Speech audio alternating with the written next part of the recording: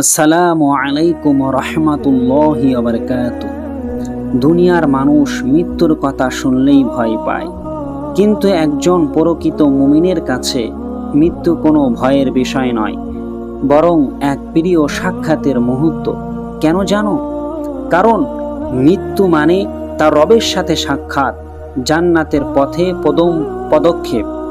আজ আমরা জানব কেন মুমিনরা মৃত্যুকে দুনিয়ার চেয়ে বেশি ভালোবাসে। সরওয়ারে আলম বিশ্ব নবী সাল্লাল্লাহু আলাইহি সাল্লাম এর মাধ্যমে স্পষ্ট রূপে জানা যায়, মৃত ব্যক্তিকে যদিও আমরা বাহ্যিকভাবে মৃত বলে মনে করি, কিন্তু প্রকৃতপক্ষে তারা জীবিতই থাকেন। তবে তাদের জীবন আমাদের এই জীবন থেকে ভিন্ন ধরনের। হযরত নবী সাল্লাল্লাহু আলাইহি সাল্লাম বলেন, মৃত ব্যক্তির হাড় ভাঙা জীবিত অবস্থায় তার হাড় ভাঙার শামিল। একবার বিশ্বনবী সাল্লাল্লাহু আলাইহি সাল্লাম হযরত আমর বিন হাজম রাদিয়াল্লাহু তাআলা আনহুকে একটি কবরে হেলান দিয়ে বসে আছেন দেখে বললেন, এ কবরবাসীকে কষ্ট দিও না। মিশকাত শরীফ। মানুষ যখন মরে যায় তখন সে এক জগৎ থেকে বিদায় নেয় এবং বারজাখ নামক জগতে চলে যায়। যদিও এ মুহূর্তে তাকে কবরে কিংবা পুড়িয়ে দেওয়া না হয়, এ সময়ও তার জ্ঞান চেতনা ঠিকই থাকে। হযরত নবী সাল্লাল্লাহু আলাইহি সাল্লাম বলেছেন, মৃত ব্যক্তিকে যখন চার পায়ার উপরে রাখা হয় এবং তাকে কবরস্থানে নিয়ে যাওয়ার জন্য এক হাত বহন করা হয়, তখন সে নেককার হলে বলতে থাকে, আমাকে তাড়াতাড়ি নিয়ে চলো। আর নেককার না হলে বলতে থাকে, হায় রে আমার সর্বনাশ, তোমরা আমাকে কোথায় নিয়ে যাচ্ছ? হযরত নবী সাল্লাল্লাহু আলাইহি সাল্লাম বলেন, মানুষ ছাড়া সবাই তার আওয়াজ শোনে। মানুষ তার আওয়াজ শুনতে পেলে অবশ্যই বেহুশ হয়ে যেত। সহিহ বুখারী শরীফের হাদিস। মৃত্যুর পর থেকে শুরু করে কিয়ামত সংগঠিত হওয়া পর্যন্ত প্রত্যেক ব্যক্তি যে সময় অতিক্রম করে তাকে বরজাখ বলা হয়। বরজাখ শব্দটির আবিধানিক অর্থ পর্দা বা আড়াল। দুনিয়া এবং আখিরাতের মাঝখানে এ সময়টি আড়াল হিসাবে কাজ করে বলেই একে বরজাখ বলা হয়। মানুষ সাধারণত মৃত ব্যক্তিকে দাফন করে থাকে। এ কারণে বিভিন্ন হাদিসে বরজাখের সুখ দুঃখের আলোচনা কবর শব্দেই উল্লেখ করা হয়েছে। এর অর্থ এ নয় যে সকল লোককে আগুন দিয়ে পোড়ানো হয় কিংবা পানিতে ভাসিয়ে দেওয়া হয় তারা বরজাখে কখনো জীবিত হয় না, বরং মূল কথা হলো আযাব ও শাস্তির সম্পর্ক হচ্ছে রূহ বা প্রাণের সাথে। আর এই কথা অবশ্যই স্মরণ রাখতে হবে, সর্বশক্তিমান আল্লাহ পোড়ানো মানব দেহের ক্ষুদ্রাতি ক্ষুদ্র অংশগুলো একত্র করে আযাব ও সওয়াব দিতে সক্ষম। হাদিস শরীফে আছে, অতি প্রাচীন কালে এক লোক ছিল বড় গুনাহগার। মৃত্যুকালে সে তার ছেলেদেরকে ওসিয়াত করে গেল, মৃত্যুর পরে তোমরা আমার লাশ পুড়িয়ে অর্ধেক ছাই শুকনো ভূমিতে উড়িয়ে দিও এবং অবশিষ্ট অর্ধেক দরিয়ার পানিতে ভাসিয়ে দিও। এইরূপ ওসিয়াত করে সে বলল, যদি আল্লাহ আমার উপর শক্তি খাটাতে পারেন এবং এত কিছু সত্ত্বেও আমাকে জীবিত করে তোলেন, তিনি অবশ্যই আমাকে এমন কঠিন শাস্তি দিবেন যেরূপ শাস্তি দুনিয়ার কাউকেই দেবেন না। এরপর যখন তার মৃত্যু হলো তখন তার ছেলেরা ওসিয়াত অনুসারে কাজ করলো। অতঃপর আল্লাহ তাআলা পানিকে হুকুম দিলেন, তার দেহের ক্ষুদ্রাতি ক্ষুদ্র অংশ একত্র করে দাও। হুকুম অনুযায়ী পানি তাই করলো। অনুরূপভাবে আল্লাহ তাআলার নির্দেশ স্থলভাগও তার দেহের অংশগুলো একত্র করে দিল। তখন আল্লাহ তাকে জীবিত করে বললেন, তুমি তোমার ছেলেদেরকে ঐরূপ ওসিয়াত করেছিলে কেন? উত্তরে সে বলল, প্রভু হে, তোমার ভয়ে আমি এইরূপ করেছিলাম। আপনারা অবশ্যই জানেন আল্লাহ পাক তাকে মাফ করে দিয়েছিলেন। বুখারী ও মুসলিম শরীফের বর্ণনা।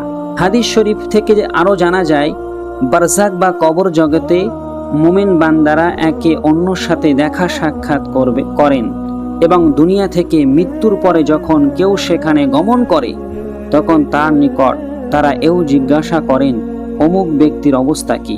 অমুক ব্যক্তি কি অবস্থায় দিন অতিবাহিত করছে। হযরত সাআদ বিন জুবাইর রাদিয়াল্লাহু তাআলা আনহু বলেন, যখন কেউ মৃত্যুবরণ করে তখন কবর জগতে অবস্থানকারী তার সন্তাতিরা ঠিক সেভাবে তাকে অভ্যর্থনা জানায় যেভাবে দুনিয়ার লোকেরা বাইরের কোনো আগমনকারীকে অভ্যর্থনা জানায়।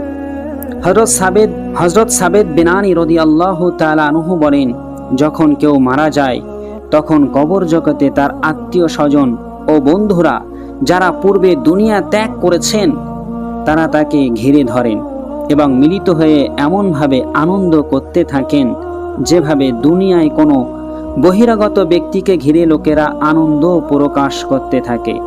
ইবনে আবিদ দুনিয়া। হযরত কায়েস রাদিয়াল্লাহু তাআলা আনহু বলেন, রাসূল কারীম সাল্লাল্লাহু আলাইহি ওয়াসাল্লাম ইরশাদ করেছেন, যারা ঈমানদার নয় তাদেরকে মৃত ব্যক্তিদের সাথে কথা বলার অনুমতি দেওয়া হয় না। জনৈক সাহাবী প্রশ্ন করলেন, হে আল্লাহর রাসূল, মৃত ব্যক্তিরা পরস্পরে আলাপ করতে পারবে কি? হযরত নবী সাল্লাল্লাহু আলাইহি ওয়াসাল্লাম বললেন, হ্যাঁ, তারা একে অন্যর সাথে দেখা সাক্ষাৎ করতে পারবে। ইবনে হিব্বানের বর্ণনা।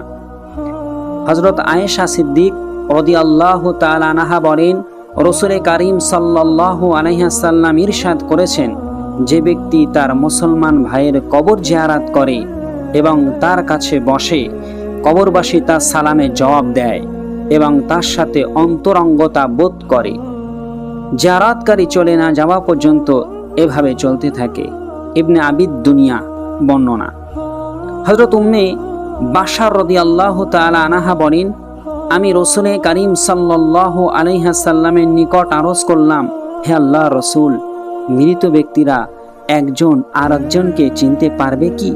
তিনি বললেন, তোমার কল্যাণ হোক। রুহে মুতমাইন্না, শান্তিপ্রাপ্ত রুহু বেহেশতে সবুজ পাখির দেহ নিয়ে চলাফেরা করবে। এখন তুমি নিজেই বুঝে নাও, পাখিরা যদি পরস্পরকে চিনতে পারে তাহলে মুমিনদের রুহগুলো একটি আরেকটিকে অবশ্যই চিনতে পারবে। ইবনে সাআদের বর্ণনা। হযরত আবু সাঈদ খুদরি রাদিয়াল্লাহু তাআলা আনহু বর্ণনা করেন, রাসূল পাক সাল্লাল্লাহু আলাইহি ওয়াসাল্লাম ইরশাদ করেছেন, যে ব্যক্তি কোরআন পাক পড়া শুরু করে এবং তা খতম করার পূর্বেই মারা যায়, তাকে কবরে একজন ফারিস্তা তা পড়িয়ে খতম করে দেন। তাই সে ব্যক্তি আল্লাহর সাথে এমন অবস্থায় সাক্ষাৎ করবে যে পর্যন্ত কোরআন পাক তার মুখস্থ হয়ে গেছে। যারা নেক কাজে জীবন অতিবাহিত করে এবং মৃত্যুর পরবর্তী জীবন সুনিশ্চিত বলে বিশ্বাস করে, দুনিয়ার জীবনে তাদের মন বসে না এবং মৃত্যুকে তারা এই জীবনের চেয়ে অগ্রগণ্য বলে মনে করে। আর যারা দুনিয়ার জীবনে অসৎ কাজে মশগুল থাকে তারা মৃত্যুকে বড় ভয় করে। সুলাইমান ইবনে আব্দুল মালিক হযরত আবু হাজিম রাদিয়াল্লাহু তাআলা আনহুকে জিজ্ঞাসা করেন, আপনি বলুন, আমরা মৃত্যুকে কেন ভয় করি? তিনি উত্তর দিলেন, ভয় করার কারণ হলো আমরা দুনিয়া আবাদ করেছি এবং আখেরাত বরবাদ করে দিয়েছি। এ কারণে আবাদি থেকে বিরান ভূমিতে যাওয়া আদৌ পছন্দ করি না। সুলাইমান বলেন, আপনি সত্য কথাই বলেছেন। যে ব্যক্তি কবর জীবন নিশ্চিত সত্য বলে বিশ্বাস করে, নিজের নেক আমলের বিনিময়ে সেখানে উত্তম অবস্থায় থাকার আশা পোষণ করে এবং এ কথাও জানে যে এ দুনিয়ার বন্ধু বান্ধব ও আত্মীয় স্বজনকে একদিন পরিত্যাগ করে যেতেই হবে, আর কবর জগতে অবস্থানকারী আত্মীয় স্বজন ও পরিচিত ব্যক্তিদের সাথে মিলিত হতে হবে, সে মৃত্যুকে কেন ভয় করবে এবং কবর জীবনকে দুনিয়ার জীবনের চেয়ে কেনই বা অগ্রগণ্য মনে করবে? হযরত রাসূল কারীম সাল্লাল্লাহু আলাইহি ওয়াসাল্লাম ইরশাদ করেছেন, ইউহিব্বুল ইনসানুল হায়াতা ওয়াল মাউতা খায়রুল লিনাফসিহি। মানুষ ইহকালের জীবনকে ভালোবাসে, অথচ মৃত্যু তার জন্য কল্যাণকর যদি সে মুমিন এবং নেককার হয়। হাদিসের কোনো কোনো বর্ণনায় এও আছে, হযরত রাসূল কারীম সাল্লাল্লাহু আলাইহি ওয়াসাল্লাম মৃত্যুকে মুমিনের জন্য তোহফা বা উপহার বলে উল্লেখ করেছেন। বাইহাকি শরীফের বর্ণনা। তিনি একথাও বলেছেন, মানুষ মৃত্যুকে বড় অপছন্দ করে অথচ মৃত্যু ফিতনার চেয়ে উত্তম। মৃত্যু যত তাড়াতাড়ি হবে ততই দুনিয়ার ফিতনা থেকে নিরাপদ থাকবেন। আহমদ শরীফের বর্ণনা। হযরত আনাস রাদিয়াল্লাহু তাআলা আনহু তিনি বলেন, আল্লাহ নবী সাল্লাল্লাহু আলাইহি সাল্লাম ইরশাদ করেছেন, সন্তান তার মায়ের পেট অর্থাৎ সংকীর্ণতা ও অন্ধকার থেকে দুনিয়ায় আরাম আয়েশের মধ্যে আসার সাথেই মানুষের ইন্তেকালের তুলনা করা যেতে পারে। তিরমিজি শরীফের বর্ণনা। মোট কথা, মৃত্যু মুমিনের জন্য বড় উত্তম জিনিস, তবে এর জন্য শর্ত হলো তাকে নেককার হতে হবে এবং তার ও আল্লাহ পাকের ভেতরকার যাবতীয় কার্যকলাপ ঠিক রাখতে হবে। যারা নেক কাজের উপর জীবন অতিবাহিত করে তারা মৃত্যুকে জীবনের চেয়ে প্রাধান্য দেয় এবং এখানকার দুঃখ কষ্ট ও উদ্বেগ থেকে নিষ্কৃতি লাভ করে। যত শীঘ্র সম্ভব সুখ শান্তিময় চিরস্থায়ী জীবনে প্রবেশ করার জন্য অস্থির হয়ে ওঠে। হযরত আবু হুরায়রা রাদিয়াল্লাহু তাআলা আনহু একবার এক ব্যক্তিকে প্রশ্ন করলেন, তুমি কোথায় যাচ্ছ? তিনি জবাব দিলেন, বাজারে যাবার ইচ্ছা করেছি। তিনি বললেন, সম্ভব হলে আমার জন্য মৃত্যু খরিদ করে আনবে। একথা বলে তিনি বোঝাতে চেয়েছিলেন, এই দুনিয়ায় থাকা আমাদের পছন্দনীয় নয়। মূল্য দিয়েও যদি মৃত্যু কিনতে পাওয়া যায় তাহলে খরিদ করে এনো। হযরত খালিদ বিন মিদান রাদিয়াল্লাহু তাআলা আনহু বলতেন, যদি কোনো লোক কথা বলতো যে সর্বপ্রথম অমুক জিনিসটি সে স্পর্শ করবে সে সঙ্গে সঙ্গেই মৃত্যু মুখে পতিত হবে, তাহলে আমার পূর্বে কেউই তা স্পর্শ করতে পারত না। তবে হ্যাঁ, আমার চেয়ে অধিক বেগে যে দৌড়াতে সক্ষম সে যদি আমার আগে সেখানে পৌঁছাতে পারে সে কথা স্বতন্ত্র। প্রিয় বন্ধুরা, শেষে আমি এ কথাটাই বলবো, মৃত্যু কারো জন্য শেষ নয়, বরং সত্যিকারের জীবনের শুরু। মুমিনদের জন্য এটি হলো জান্নাতের দ্বার খুলে দেওয়ার মুহূর্ত। তাই আসুন আমরা সবাই এমন জীবন গড়ি যাতে মৃত্যুর দিনটি হয় আমাদের সবচেয়ে বড় আনন্দের দিন। আল্লাহ আমাদের সবাইকে সেই তৌফিক দিন, আমিন। যদি ভিডিওটি ভালো লাগে আল্লাহর রাস্তে চ্যানেলটা সাবস্ক্রাইব করবেন আর ভিডিওতে একটা লাইক দেবেন। চ্যানেলে নতুন হলে মেহেরবানি করে চ্যানেলটা সাবস্ক্রাইব করবেন। ইনশাআল্লাহ আগামীতে আপনাদের সাথে আবার দেখা হবে। আল্লাহ হাফেজ।